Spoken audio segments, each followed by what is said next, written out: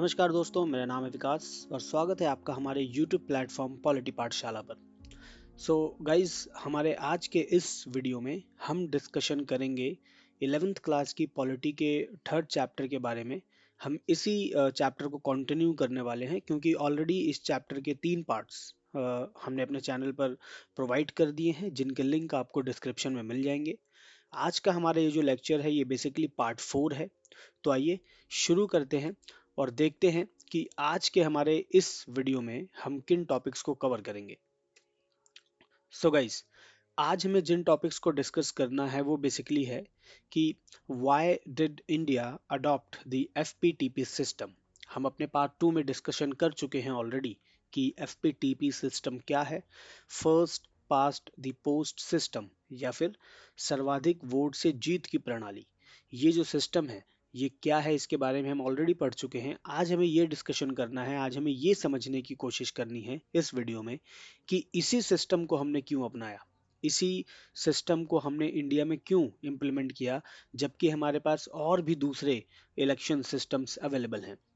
इसके साथ हम बात करेंगे comparison between the FPTP system and the PR system. जो पीआर सिस्टम है वो भी एक इलेक्शन सिस्टम है जिसके बारे में हमने पार्ट 3 में डिस्कशन किया हुआ है। तो हम ये भी देखेंगे कि एफपीटीपी सिस्टम और पीआर सिस्टम, ये जो दोनों इलेक्शन के सिस्टम्स हैं, इन दोनों का कंपैरिजन करके समझने की कोशिश करेंगे। इनकी तुलनात्मक अध्ययन करेंगे हम कि इन दोनों के अंदर कौन सी चीजें कॉमन है या फिर कौन सी चीजें इन दोनों को एक दूसरे से अलग बनाती हैं। तो आइए शुरू करते हैं हमारा लेसन, सॉरी आज का वीडियो, जिसका फर्स्ट टॉपिक है why did India adopt the FPTP system. So FPTP system को इंडिया में इम्प्लीमेंट करने का जो सबसे बड़ा रीजन है, जो सबसे बड़ा कारण है, वो ये है कि ये जो व्यवस्था है, ये जो सिस्टम है, ये समझने में बहुत ही ज्यादा आसान है। आपको स्क्रीन पर ये जो इमेज दिख रही है, ये ईवीएम है, बेसिकली इलेक्ट्रॉनिक वोटिंग मशीन। और बहुत आसान है इस मशीन के थ्रू वोट करना एफपीटीपी सिस्टम में। एफपीटीपी सिस्टम में ऐसा ही होता है। पहले बैलेट पेपर के थ्रू इलेक्शंस होते थे कि सिंपली आपके सामने एक पर्चा होता था, उस पर्चे पे अलग अलग पार्टीज के और अलग अलग लीडर्स के नाम होते थे। जिसको भी आपको अपना वोट देना है उसके सामने आपको स्टैंप लगानी है, पर्ची को फोल्ड करना है और बॉक्स में डाल देना है। ये सिस्टम पहले यूज होता था। बट उसके बाद अब ईवीएम आ गया, इलेक्ट्रॉनिक वोटिंग मशीन। इस मशीन में भी आप देख रहे होंगे कि ये कैंडिडेट्स के नाम हैं और ये उनके पार्टी के सिंबल्स हैं और ये रहे बटन्स। आपको जिस पार्टी को भी वोट करना है उसके सामने वाले बटन को जस्ट सिंपली प्रेस कर दीजिए, आपका वोट पहुंच जाएगा। ठीक है, यहाँ से एक पर्ची बाहर आ जाती है जिससे पता चलता है कि आपने वोट दे दिया है।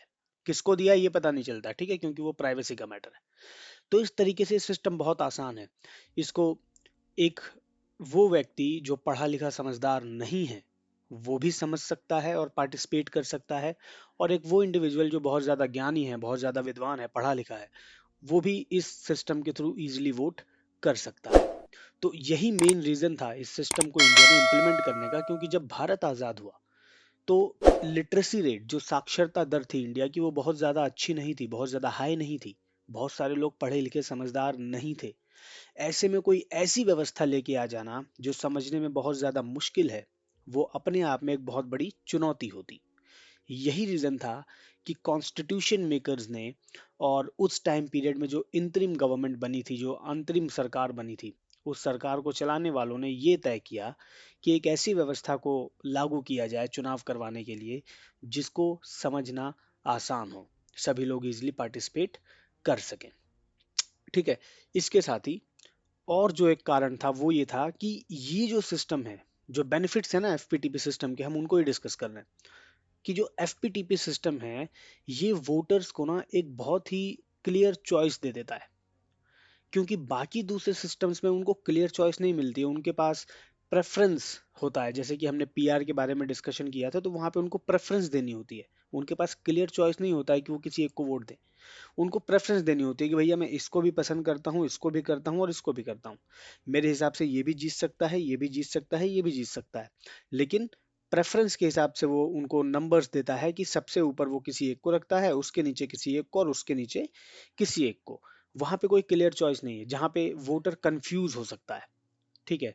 तो इसलिए ये जो सिस्टम है एफपीटीपी, ये बहुत क्लियर चॉइस देता है। आपको सिंपली किसी एक कैंडिडेट को चुनना है या फिर किसी एक पार्टी को चुनना है। और अगर आप किसी को नहीं चुनना चाहते हैं, अगर आप अपना वोट किसी भी पार्टी को या कैंडिडेट को नहीं देना चाहते हैं, तो यहाँ सबसे लास्ट में एक और बटन होता है जिसे हम बोलते हैं नोटा। नोटा मीन्स कि आप ऊपर जितने भी लीडर्स या पार्टीज के नाम मेंशन किए गए हैं उनमें से किसी को भी आप वोट नहीं देना चाहते, या फिर आप उनमें से किसी को भी पसंद नहीं करते हैं, तो उसके लिए आप नोटा भी प्रेस कर सकते हैं। तो ये बहुत क्लियर चॉइस देने वाला सिस्टम है। इसके साथ ये जो सिस्टम है, इस सिस्टम में हमें क्या देखने को मिलता है कि जो पीआर सिस्टम था वो काफी ज्यादा कॉम्प्लिकेटेड है। उसको एक बहुत बड़े देश में इम्प्लीमेंट करना बहुत चुनौती वाला काम है, बहुत ज्यादा चैलेंजिंग काम होगा। क्योंकि पीआर के अंदर हम एक जगह से सिर्फ एक इंडिविजुअल को नहीं चुनते हैं, मल्टीपल लोगों को चूज करते हैं। बट एफपीटीपी में एक लोकेशन से, एक एरिया से, एक कॉन्स्टिट्यूंसी से एक ही कैंडिडेट चुना जाता है। बड़े इलाकों में, यानी ऐसे देश, ऐसी कंट्रीज जिनका क्षेत्रफल, जिनका एरिया बहुत बड़ा है या फिर जिसमें बहुत ज़्यादा पॉपुलेशन रहती है, वैसी जगहों पर एफपीटीपी सिस्टम ही कारगर है। एफपीटीपी सिस्टम को ही इजीली इंप्लीमेंट किया जा सकता है। पीआर सिस्टम ऐसी जगहों के लिए नहीं बना। तो इंडिया क्योंकि बहुत बड़ा देश है, पॉपुलेशन के हिसाब से भी और एरिया के हिसाब से भी, यही रीजन था कि यहाँ पे पीआर को या एसटीवी सिस्टम को इम्प्लीमेंट नहीं कर सकते थे। तो हमने इसीलिए एफपीटीपी सिस्टम को इम्प्लीमेंट किया। इसके साथ ही जो कॉन्स्टिट्यूशन मेकर्स थे उनका भी ये बिलीफ था, उनका भी ये मानना था कि जो एफपीटीपी सिस्टम है वही इंडिया के लिए ज़्यादा बढ़िया है।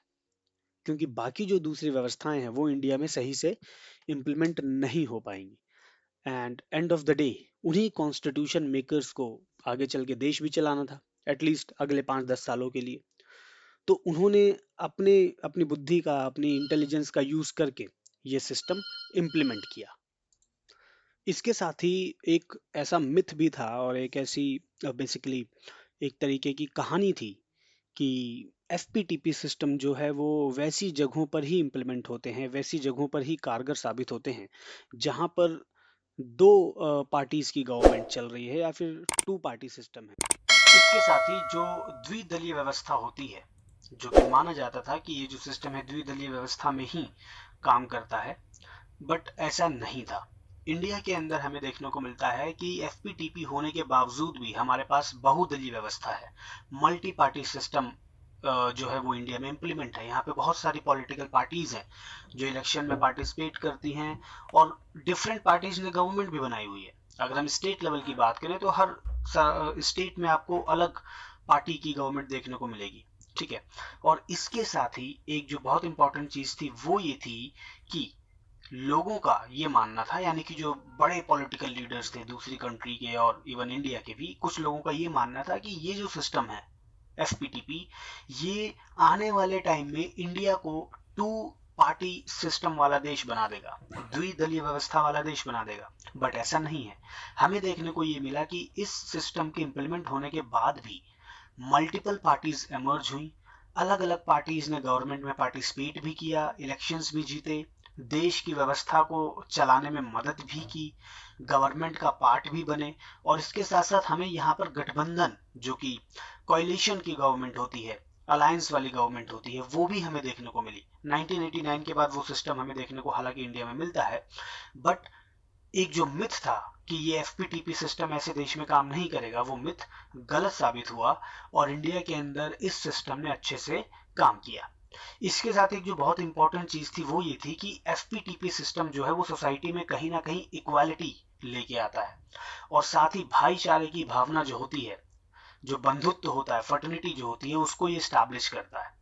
क्योंकि पीआर जैसे सिस्टम जो है वो कहीं ना कहीं, क्योंकि पीआर जैसे सिस्टम में एक पर्टिकुलर एरिया से, एक पर्टिकुलर कॉन्स्टिट्यूंसी से मल्टीपल लोग इलेक्शन में पार्टिसिपेट करते हैं और मल्टीपल लोग चुने जाते हैं, जीतते हैं। उसमें क्या होता है कि कास्ट के बेस पर, रिलीजन के बेस पर, कम्युनिटी के बेस पर अलग अलग लोग अलग अलग लोगों को चुनते हैं, जिससे कि वो जो आपसी इक्वालिटी वाली जो एक भावना है, जो एक स्पिरिट है, वो खत्म होती है, ठीक है, लोगों के अंदर कहीं ना कहीं ये बात बनी रहती है कि उन्हें अपनी कम्युनिटी, अपनी कास्ट, अपने रिलीजन वाले को ही वोट करके जिताना है। बट एफपीटीपी में ऐसा नहीं होता। क्यों? क्योंकि यहाँ पर एक ही बंदा जीतना है, एक ही बंदे को जो है कि विनर घोषित किया जाएगा। अब उसके अंदर लोग कास्ट, कम्युनिटी और रिलीजन बहुत ज्यादा नहीं देखते।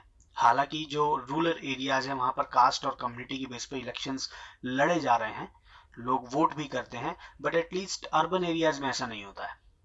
लोग इजीली किसी एक इंडिविजुअल को चूज करते हैं, नो मैटर वो किस रिलीजन, किस कम्युनिटी, किस कास्ट से बिलोंग करता है। और इनडायरेक्टली ये सिस्टम जो है वो सोसाइटी में कहीं ना कहीं इक्वालिटी को जो है प्रमोट करता है। तो इस तरह से एफपीटीपी सिस्टम इंडिया ने अपनाया और वो एक अच्छा जो है कि सिस्टम हमारे सामने साबित भी होता है और उसका रिजल्ट आज तक हमें सिर्फ पॉजिटिव देखने को मिला है। इसके साथ ही आगे बढ़ते हैं और देखते हैं कि ये जो दो व्यवस्थाएं हैं एफपीटीपी और पीआर, जिनको हम ऑलरेडी दूसरे पार्ट्स में डिस्कस कर चुके हैं, इन दोनों व्यवस्थाओं में, दोनों सिस्टम्स में क्या डिफरेंसेस हैं या फिर क्या इक्वालिटी है इन दोनों में क्या चीजें सेम है, कौन कौन सी चीजें अलग हैं, कंपैरिजन क्या है इन दोनों सिस्टम्स का। तो जब हम बात करते हैं एफपीटीपी सिस्टम की, सर्वाधिक वोट से जीत, सर्वाधिक वोट पाने वाले की जीत, या फिर first past the post system, और दूसरा समानुपातिक प्रतिनिधित्व यानी कि प्रोपोर्शनल रिप्रेजेंटेशन। अब ये जो दोनों सिस्टम हैं, ये दोनों सिस्टम किसी एक कंट्री में हमें देखने को मिल सकते हैं। जैसे कि हम अगर इंडिया की ही बात करें तो हम मैक्सिमम जो यहाँ पे इलेक्शंस हैं वो एफपीटीपी के बेस पर होते हैं, और कुछ गिने चुने एक दो इलेक्शंस ऐसे हैं जो पीआर के बेस पे होते हैं, जिसके अंदर राज्यसभा या फिर प्रेसिडेंट वाला इलेक्शन आप काउंट कर सकते हैं। अब यहाँ पे क्या होता है कि एफपीटीपी सिस्टम में क्या है कि जो पूरा देश है, पूरा नेशन, पूरे नेशन को ना छोटे छोटे अलग अलग यानी कि छोटे छोटे कॉन्स्टिट्यूएंसीज में डिवाइड कर दिया जाता है। ठीक है, लेकिन जो पीआर वाला सिस्टम है उसमें ऐसा नहीं होता है। उसमें हो सकता है कि पूरे देश को ही एक कॉन्स्टिट्यूएंसी मान लिया जाता है, या फिर अगर छोटे छोटे एरियाज को अलग अलग कॉन्स्टिट्यूएंसीज में डिवाइड किया भी जाता है तो वहां से मल्टीपल लोगों को फिर इलेक्ट किया जाता है। वहीं एफपीटीपी के अंदर हमें देखने को मिलता है कि एक निर्वाचन क्षेत्र यानी कि एक कॉन्स्टिट्यूएंसी से एक ही कैंडिडेट विनर होगा, एक ही कैंडिडेट जीतेगा। लेकिन पीआर सिस्टम में हमें ऐसा देखने को नहीं मिलता है। मोर देन वन भी विनर हो सकते हैं, हो सकता है 4 लोगों को चुना जा रहा हो। ठीक है, इसके साथ जो हमारा एफपीटीपी सिस्टम है उसमें हमें जो सबसे बढ़िया चीज जो हमें देखने को मिलती है कि यहाँ पे जो एक वोटर है, जो एक मतदाता है, वो लीडर को वोट करता है, वो पार्टी को वोट नहीं करता है। वो अपने एरिया से खड़े हुए लीडर्स को वोट करता है, नो मैटर वो किस पार्टी से बिलोंग करते हैं। तो प्रेफरेंस यहाँ पे लीडर को दी जाती है, ना कि पार्टी को। बट एफपीटीपी सिस्टम में तो पता भी नहीं होता है कि लीडर है कौन। वहां पे पार्टीज इलेक्शन लड़ रही होती हैं, वहां पे पार्टीज को प्रेफरेंस दी जाती है, और जो इलेक्शंस हैं वो पार्टीज के नाम पे लड़े जाते हैं।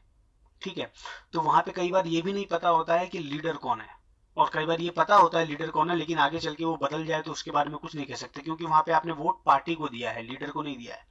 पार्टी उस लीडर को हटा के दूसरा लीडर भी ला सकती है। नाउ जो एफपीटीपी सिस्टम है उसके अंदर जो पार्टीज हैं उनको जो वोट्स प्राप्त होते हैं उसके रेशो के हिसाब से, अनुपात के हिसाब से जो सीटें हैं वो कम ज्यादा हो सकती हैं।